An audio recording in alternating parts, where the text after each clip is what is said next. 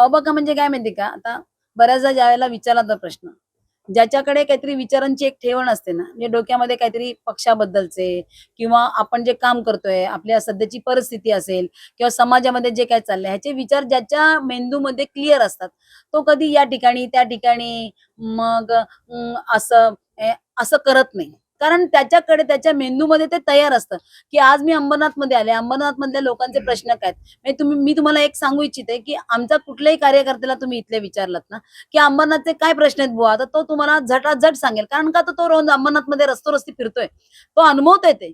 जो अनुभवतो ना, त्याच्या डोक्यामध्ये सगळे विचार क्लिअर असतात.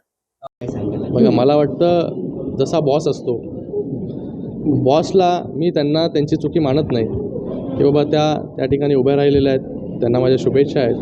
पण जसा बॉस वागतो, जसा बॉस शिकवतो, तसं बिचारा कार्यकर्त्यांना, पदाधिकाऱ्यांना करावं लागतं. आणि त्यांनी आता तेच कामधंदे जे आहेत ते त्या ठिकाणी मिमिक्री करण्याचे प्रत्येक सभेमध्ये जे आहे ते त्या ठिकाणी सुरू ठेवलेले आहेत.